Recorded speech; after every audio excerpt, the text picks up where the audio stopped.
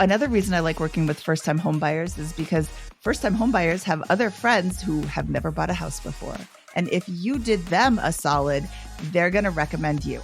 This is The Agent Goldmine, where you'll find real talk, shit talk, and ambition. We're here to build real businesses and be more than your average agent. We want to know what the killers are actually doing within their businesses, the reality of it. All tactical, no fluff. So we're here to find out. Please share and enjoy. Mindy, Jensen, thank you so much for coming on our podcast. Shelby and I are pumped to have you. For those that do not know who you are, ooh, Mindy, let me finish. For those that do not know who you are, you work for Bigger Pockets. You are a host of the Bigger Pockets Money podcast that you do with Scott Trench.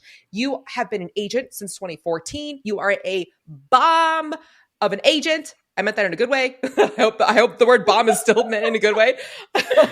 And we're going to talk about specifically how to knock it out of the park with first-time home buyers. And your specific, the list goes on.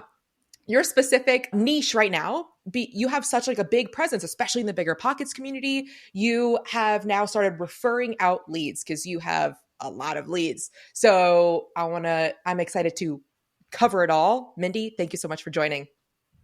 Allie, thank you so much for having me. Shelby, thank you so much for having me. I am so excited to talk about all things real estate and real estate agenting. And yeah, hit me with your questions. Let's go. Oh, okay, perfect. Well, our first question is, so can you hit us with like a little bit of context as to what makes Mindy Mindy? Like little fun things about you, story. Well, I was born in a small town in Southern Illinois, and then I moved. And I moved and I moved and I moved and I moved and I moved and I moved and I moved and I moved and I moved a lot. I am in my 29th or 30th house. I am 51 years old on Saturday, and I don't have a problem moving. Thank you. I don't have a problem moving. And I think that makes me very different from a lot of other people and a lot of other agents, because I have an eye towards resale whenever I'm looking at a house. And what is the statistic? People only stay in their houses for 5 to 7 years. But when you're buying the house, most likely you are thinking, oh, I'm going to live here forever. Spoiler alert, you're not. You're going to live there for 5 to 7 years, maybe 10. And then you're going to move. It's going to be too small. You're going to get sick of the kitchen, whatever. Now, I say that with an asterisk because for the last 20-ish years, we have found ourselves in these artificially low interest rate market. And now the interest rates have gone up. So people aren't moving so much. But before, when, as the last 9 years that I've been an agent, people were moving and they were moving frequently. So as we're coming into a house and my clients are like, oh, I love this house. I'm like, hey, you might like it because you're from New York City and you don't mind this giant house or this giant street behind us. But I can tell you that everybody else that's coming into this house, that's a big turnoff for them. So when you go to sell it, the same problems that this seller is having are the same problems you're going to have too. You cannot get rid of that big street. You can't get rid of the fact that there's a cemetery across the street. And even though it doesn't bother you, it's going to bother a lot of other people. So me having an eye towards resale all the time, because I've never lived in a house for more than 6 years in my whole life. And that just happened the last house I sold. Before that, it wasn't I had never lived in a house for more than 5. And most of them were like 2.5. So when you think about resale more frequently than other people, you can help your buyers think about the potential problems that they'll have when they go to sell their house in 5 to 7 years, even if they're not thinking about it right now. I want to jump right into your personality. There are agents that are like too scared to tell, how do I say this? Like there are agents that just want to give as broad as advice as they can without really telling them exactly what you said. Hey, you're from New York City. You probably won't mind this busy street, when other people would be too scared to do that. You have a very strong personality where it attracts a client. I love it, by the way. Like I would want you to be my agent, like tell me. I don't want to think for myself. Same. That's why I'm hired, like tell me what I want. I really don't know. How would you advise agents that aren't there yet? Like, how did you become that agent? Well, I've always been this strong personality is a word that you can use. That's very sweet of you. Other people will say that I'm I really obnoxious. did mean it in a sweet way. I'm not like, I love you, Mindy. That's I know. And I took it as a compliment, but some people think I'm obnoxious and that's fine. They don't have to work with me, but I am going to tell you as it is because my reputation is everything to me. I don't need the money that comes from this sale nearly as much as I need my solid gold reputation. So I never want to push you into a house that you are later going to regret.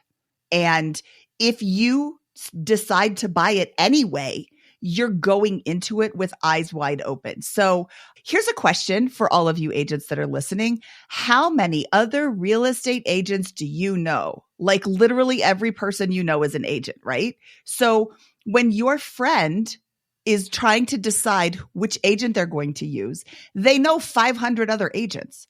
Are they going to go with you because you know everything, or are they going to go with somebody else because they're going to tell them what they want to hear?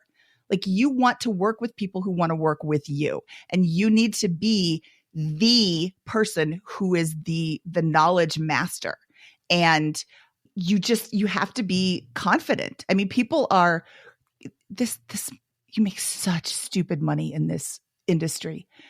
I'm closing houses that are $500,000 and $600,000. So that's what, like $14,000 to $18,000 per transaction.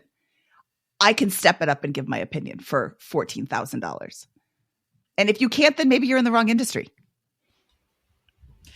So you have been an agent since 2014 and you still love, it sounds like, your first time home buyers. So was there did you consider switching over to the listing side? Do you still love this? Can you talk about your choice in niche?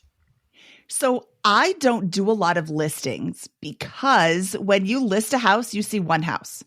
I got my license because I love seeing houses. Like I really genuinely love seeing houses. And I do not understand these agents who are like, well, I'll show you 10. No, excuse me. You will show me as many as it takes until I find the house that's going to work for me. Thank you very much. So this whole like entitled attitude from agents really bothers me. But I am like, I'll take a listing, but I'm not actively seeking them out. When I'm showing first-time home buyers, they're not usually going to buy the first house they see. So it's like kind of selfish on my part. I get to see more houses. And I know that you submitted for your golden nugget for the gold mine, which listeners go to theagentgoldmine.com for this golden nugget. You have a first-time homebuyer prep list. Will you walk us through that, please?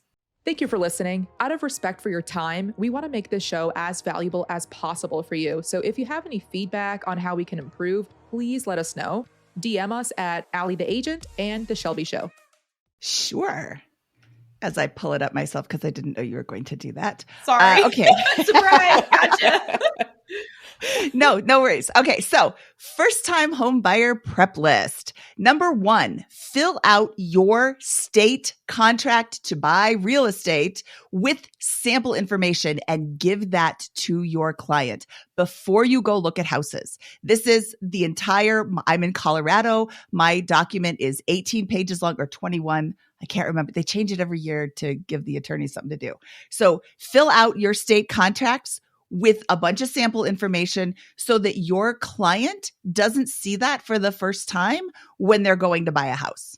They're many times especially now, we are still in a very short inventory market in most states. Of course, every market is different, but for the most part, we're low inventory. So you could still be in a multiple bid situation. You don't want them to try and ask all of these questions when you're trying to get an offer in under the gun.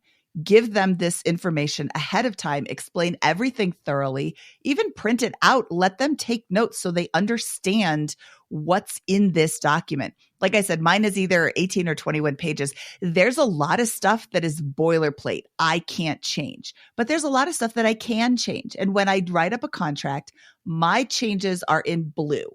The stuff I can't change is in black. I explain all of it to them. Not everything is relevant for every single property, But when they have that, they start to see not only what they're going to be offering, but what things are important to an offer in general, so they can start to think of these things as they're going through the process. Number 2, write up a typical process timeline. If you're working with first-time home buyers, they have no idea what they're doing. Frankly, if you're working with second or third-time home buyers, they probably don't know what they're doing. For sure. So tell them what the process is. It's a general ballpark. We're going to see some houses. We're going to make an offer. Once our offer is accepted, then we're going to get a home inspection. Then we have to ask for any repairs or concessions. Then we're going to, simultaneously, you're going through underwriting with your lender, and you're getting an appraisal, and you're doing this and blah, blah, blah, blah, blah, whatever your traditional, typical process is, and explain that this is the typical, but every real estate deal is different. Things will always pop up that don't normally pop up. This also helps you. This process helps you be a better agent, because I don't know if you guys have ever done this, but I'll be like at a home inspection. I have one inspector that I use. His name's Rick. He is a rock star. And if he's not available, I write the contract around his availability. That's how good he is. And he'll be going through, this has happened like once or twice. He'll be like, so when is your sewer scope? I'm like, oh, I forgot to schedule a sewer scope. Oh, crud. I forgot to tell him about that. I'm like, hey, this is something we do after the inspection. But like once or twice, I forgot that. So, having this typical process, then there's some checks and balances. I mean, there's a lot of stuff that goes on in a transaction. So it's worth it to have it written out so they know as well as you are remembering. Step number 3, write up a ballpark of expenses and then explain why this is just a ballpark. So closing costs, that like ethereal closing costs, are going to be between 2 and 4% of the purchase price of the house. If you're buying a $500,000 house, you're not just giving them $500,000 and they give you a house. There's a whole lot of other expenses involved. The home inspection.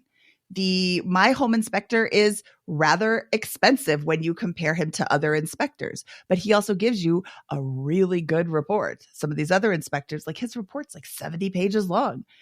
I've seen other inspections, 3-page report. I'm like, what am I going to do with a 3-page report? This doesn't even do anything. This is I shouldn't have even.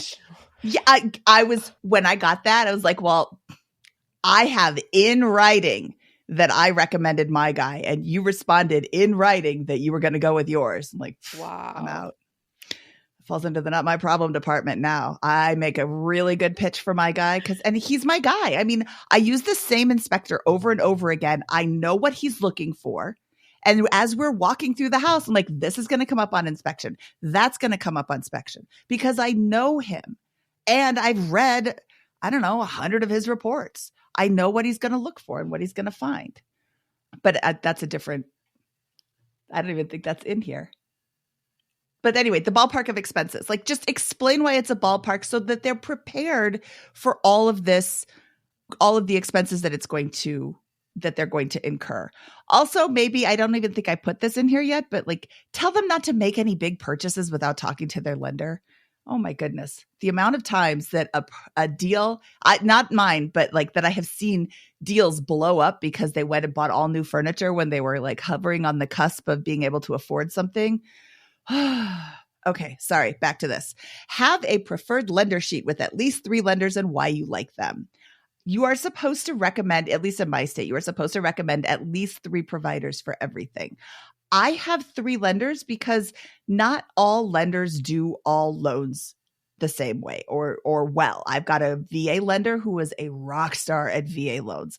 I don't send them to anybody, my VA clients to anybody but my VA lender, because she is so good.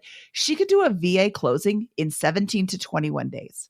Because I have sent her so much business, I know that I can call her up at any time. Hey, I'm about to write up a VA offer. How fast can you close? And she'll tell me, and I write up my offers around her schedule, around my inspector's schedule. You have to have partnerships in this business.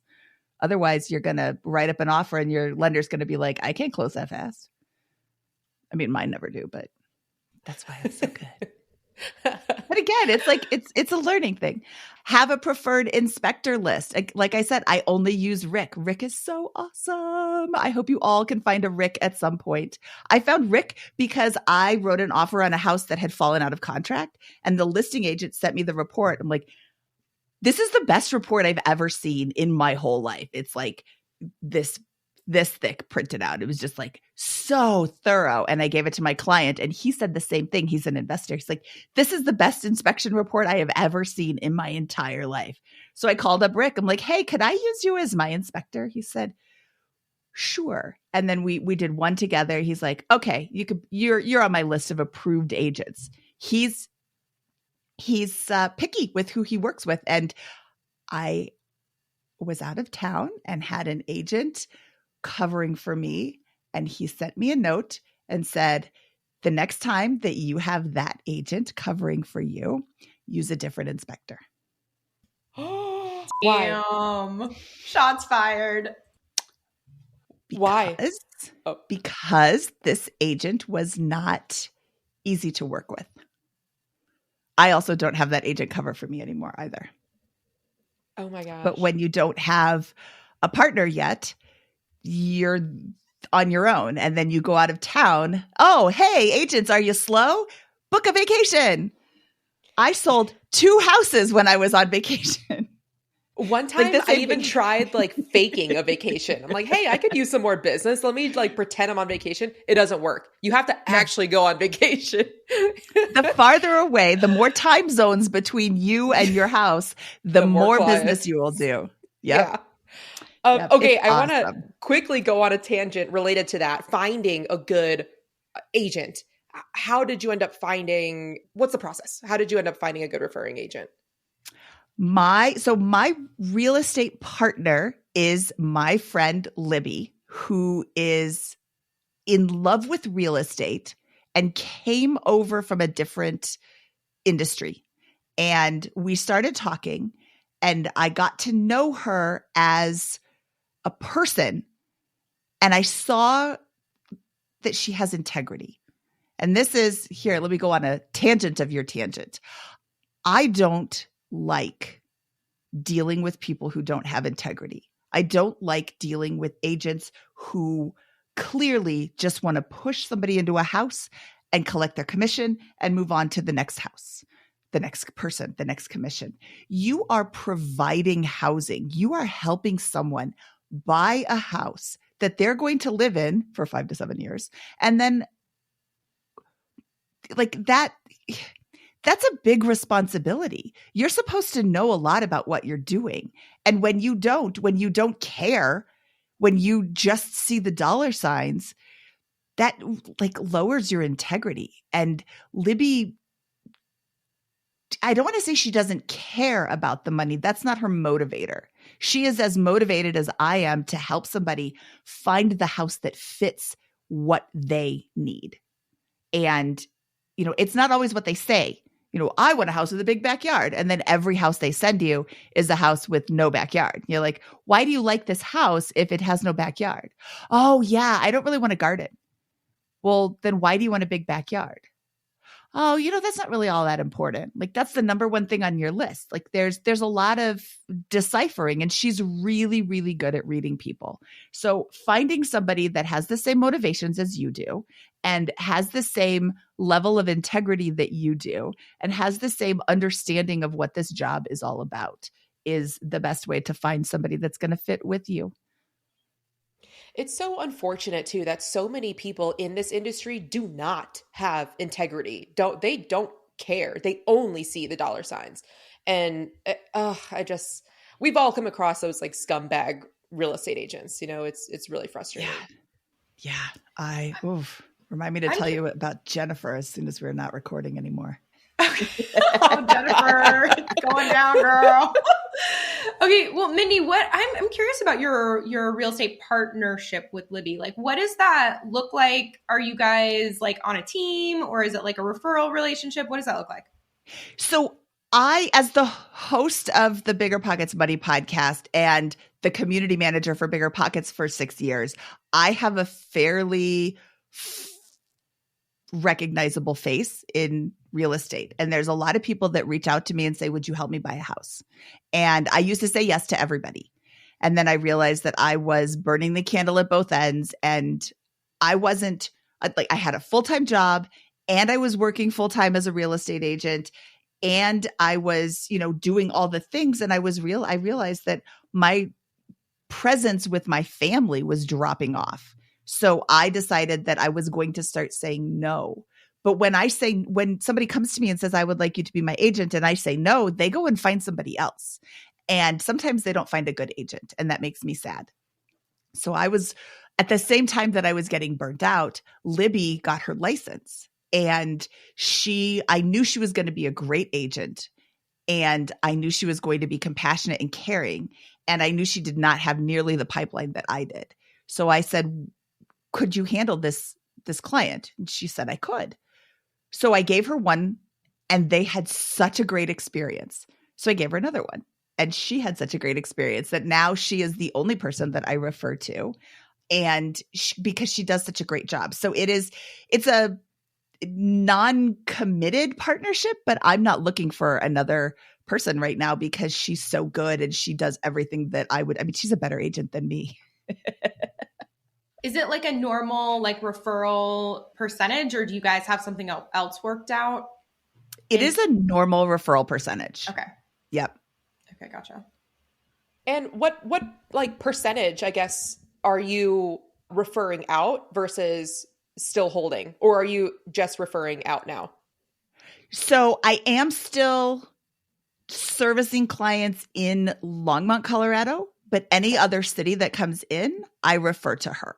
So obviously this year has been a lot slower than last year, but last year I was referring, I probably gave her 6 or 8 clients last year.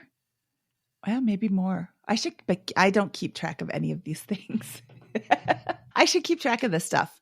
But yeah, I don't keep track of you ask questions, how many deals did you do? I'm like, I don't know. How much volume? Some. Because I don't care. I want to help somebody, and I want to put them in a great house, and I don't really keep track of stats. I had 2 months this year where I had a deal, and then I was instantly into another deal. I'm like, ooh, that's too much work. I don't want to do that much work anymore. Well, that's what I was going to ask too. It's so your face is everywhere. People reach out. They want, you to work with them. So would you say that that is 100% of your marketing strategy type of thing, where it's Bigger Pockets is the fuel for generating the business that you have? And then, or are you doing other lead generating? That's my question. I don't do any lead generating other than, so my husband also has a blog, and there's a work with my wife link up there. And I do get some business from that as well. But again, only if they're looking in the city of Longmont. If they're not looking in Longmont, I'll refer them to another agent, to Libby, because I don't want to drive up and down the Front Range. I was driving like all up and down the Front Range of the Rocky Mountains for a while, and it just got to be too much. I mean, I'm spending hours in my car to see houses, and I do still have a couple of clients that are in my pipeline that I will continue to help because, of course, I'm not going to just ditch them. I've either worked with them before, or, I had already been working with them when I decided not to go outside of Longmont anymore. But once they are out of my pipeline, I will not be taking any new clients except in my city. But yeah, I don't do any advertising because I already have too many people. You're just too famous. Totally. I feel kind of snotty saying that. So I'll say it for you. You're famous, Mindy. Okay. Should we go back to finishing the list? Oh, my bad. Yeah. Shelley. 3 tangents ago? Sorry. We were on number 6 before I went off on a tangent. Yo, real quick, this podcast is not free. Cost of admission is sharing with a buddy who'd benefit or throwing it on your Instagram story. Tag us. We'll reshare that shit. Yeah. So have a list of common repairs with ballpark costs. So if you are helping clients buy and sell houses, you should know what a roof costs. In my area, roofs start $15,000. If you are telling people that they start around $5,000, which is what I thought they cost until recently, then you're giving them wrong information. So just know what repairs cost. As we go through this house, I can tell, or I went through the seller's property disclosure, the roof is 20 years old. A roof lasts between 20 to 25 years. The roof is 20 years old. It's going to need to be replaced soon. And a roof costs between $15,000 and $20,000 or $20,000 and $25,000, whatever your market is. So know that that's coming up. Or a new furnace. In my area, an AC and furnace combination is $12,000 to $15,000. So if you think that if you don't know what it costs, like that seems absurd to me. A furnace should be like $2,000, but it's not even close to $2,000. So if you don't know what something costs, you could be giving wrong information. Your clients could be thinking, oh, I could just pay for that. And then they get shocked with a bill. I had a client just call me up. She's like, do you know any sewer companies? I just got a quote for $36,000. I'm like, it's not $36,000. Oh, damn. Wow. I know that it's like 15 to 20. So this 36 is either retail pricing with, oh, you don't live here, you must be rich because you're an investor. Or, maybe they just, it doesn't matter why they charge $36,000. Don't pay that one. Go find somebody else. So, but being able to freely discuss this and let them know these are ballpark costs based on recent repairs that my clients have had to do. I know a new electrical panel is going to be about $3,000 because I've used the same guy 6 times and it was about $3,000 each of those 6 times. So when you're walking through and you find a Federal Pacific panel, you can say, oh, this is going to come up on inspection. Your homeowner's insurance isn't going to insure this unless it gets repaired or replaced. So that's going to cost $3,000. We're going to ask the seller for this to be replaced before closing. And we're going to ask them to use XYZ electrician. So just have that so you look so much more knowledgeable to your clients who will then trust you more when you are giving them honest feedback. You're giving them information. They're just going to feel like you have their back. And another reason I like working with first-time homebuyers is because first-time homebuyers have other friends who have never bought a house before. And if you did them a solid, they're going to recommend you. I just worked with Christina and Joshua for like 2 years on and off. I wasn't showing them houses every day for 2 years, but on and off, I'd show them houses. We finally found a house that fit everything that they were looking for. And Joshua was telling me that he was talking to one of the guys at work. And the guy was like, your agent showed you all these houses? He's like, not only that, but when we say, hey, we want to see this house, she's like, hey, did you see this one and this one and this one and this one too? Let's go see those. If I'm already there, let's go see other ones.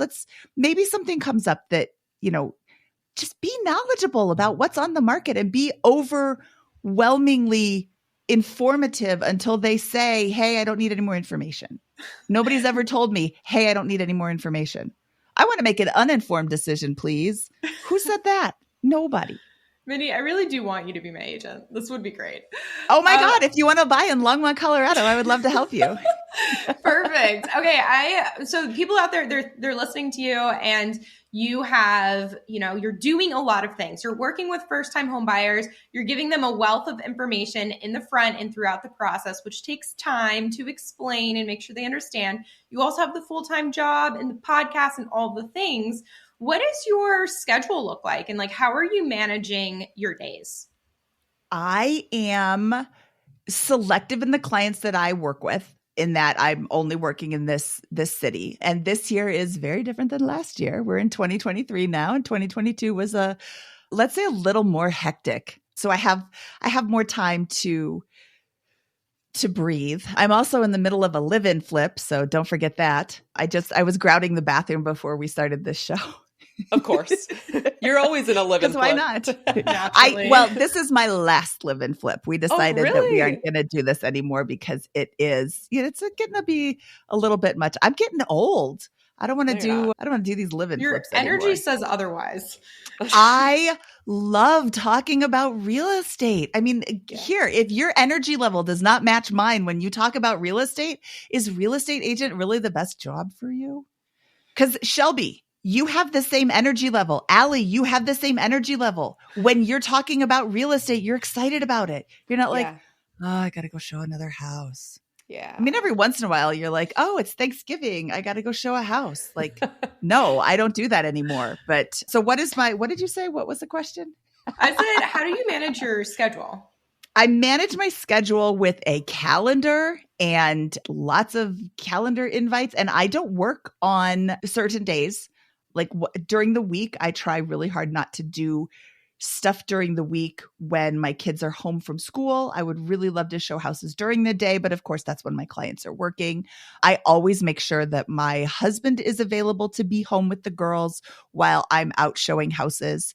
And on the weekends, I try to limit it to just like 1 or 2 days, unless I have somebody. I just had a client who was moving here from another state, and she was going to be here for 1 weekend. So that was coincidentally, my husband was out of town that weekend. So I told my girls, I'm going to be gone this weekend. I'll be gone all day Saturday, but I'll come home at night. And then I'll be gone all day Sunday and I'll come home at night. And so just setting expectations in advance, but also being realistic with what I can do. I can't help 47 clients. I don't want to help 47 clients. That's too much headspace that takes up. So I think really being honest with your level of energy and your level of availability is really helpful. Yeah. I found when I was first licensed, I was trying to say yes to everybody, right? Like, you want to see a house at 10 p.m.? Let's go. Yeah. And then it comes to a point where you're like, all right, I can now be a little bit more picky and choosy over my schedule and the clients that I want to work with. What are your thoughts on like those boundaries, right? Start boundaries from the start, or like, I don't want to say bend over backwards, or be more flexible in the beginning. What would you suggest? It depends on your time. Like right now I have more money than time. But in the beginning, I had more time than money. So when you have more time, you can spend more time helping your clients or being available or sitting open houses for other agents to get more business. When you have more money than time, you need to be really selective with how you're spending your time. So yeah, in the beginning, I was also doing all the things and going to the office meetings so I could learn more about real estate. And now I am just really selective with it. And I have to ask, in your golden nugget, what is the MLS is not dead yet? Explain that.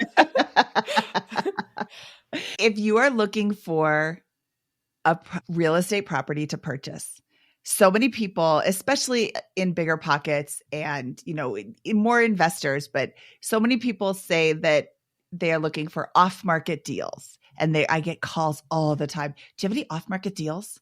No, I don't have time to go out and look for off-market deals. I get everything from the MLS. The MLS is not dead yet. And that just so happens to spell Mindy, which is my first name. Oh, cool. I didn't even realize that. That's Me neither. Legit. Oh, wow. MLS is not dead yet. Yeah, that is so true. Because I also get those questions. I got those questions a lot more than I do now because I no longer work with investors. But yeah, in the beginning, it was off market. And what would they end up buying? On market. Because the numbers worked. There are still deals on the market. Some. It depends on what you're looking for, of course, but yeah. Well, it's the thing too. It's like, I think that when people ask for off-market deals, they may not realize what they're asking either, because it's like, that's a full-time job, to do direct-to-seller marketing, and it's incredibly expensive. And then you have all these leads and you have to follow up with, because no one wants to, if they wanted to sell, it'd be on the MLS. So it's like, I don't think that investors understand what they're asking for when they ask you for that. Well, exactly. And also, do you have any off-market deals? If I had an off-market deal, I'd probably buy it myself. If I'm going to put all that work into it, then I'm not going to share it with you. Some random person that calls me up, I'm going to call everybody I know first and be like, hey, somebody just called me up with an off-market deal that I don't want. Do you want it? But no, I'm not going to just answer some random question. Yeah. Do you get those emails or those text messages? Do I? Do you know how many numbers I have blocked on my phone, Mindy? Oh my goodness. Just straight up block. Yeah. Or that's what Mindy did to us. When she's like, oh, I have your phone number. I'm like, okay. She's just like, block.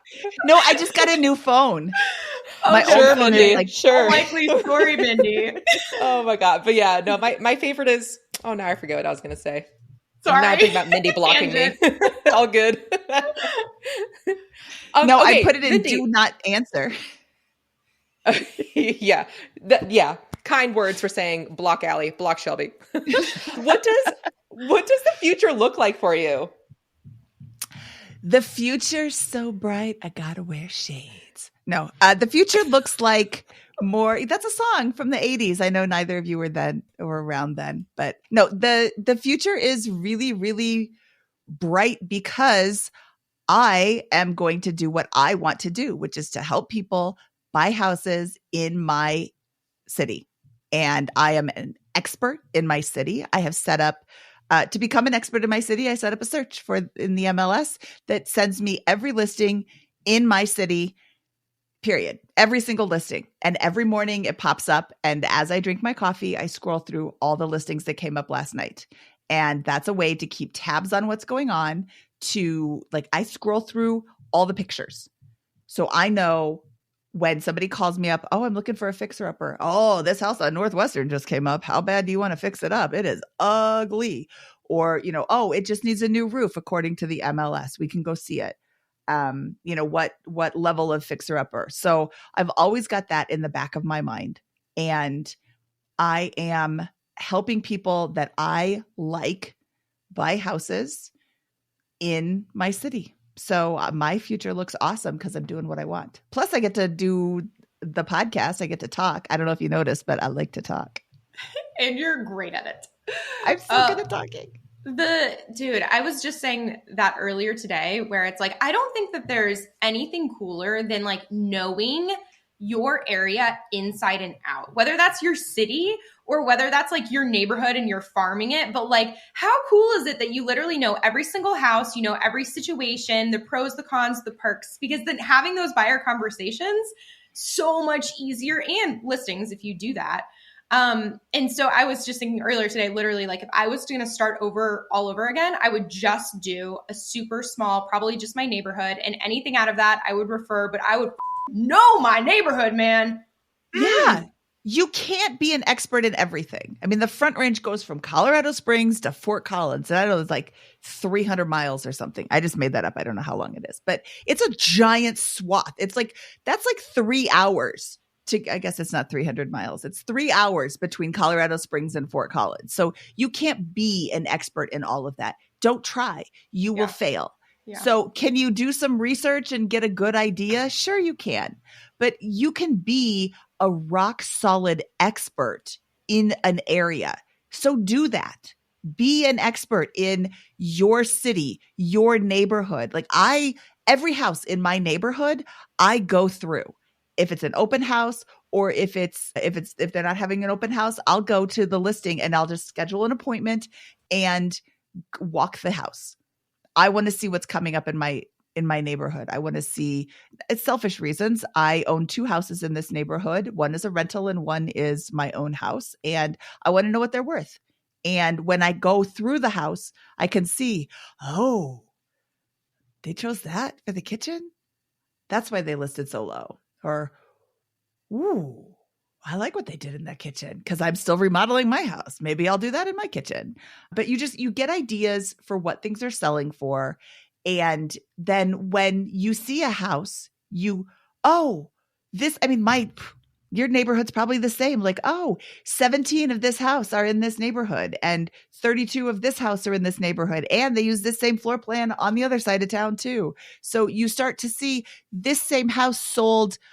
Oh, was it 2 months ago, 3 months ago? Let me look that up really quick. Yeah, this same house sold in better condition for less than this because prices have gone up or interest rates have gone up. So, just being aware of what's going on. You don't have to know everything, but if you've been in houses, you've seen them on the market, you've seen what's coming up, you can just rattle things off so much quicker, which goes back to the whole trust that you're building with your clients.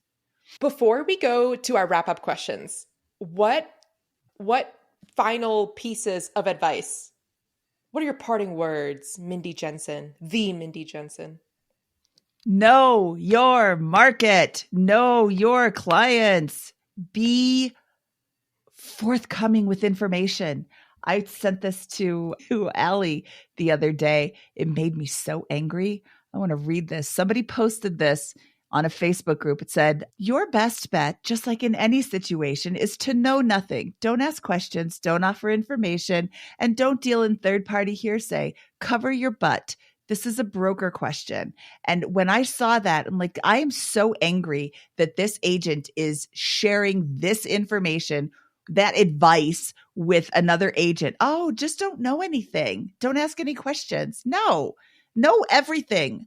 Ask all the questions, because then you can be the most informed agent and you can have the most informed buyers. When you have a great interaction with someone else, you might not tell anybody. There's a statistic. I meant to look this up. I was thinking of this as I was grouting my bathroom.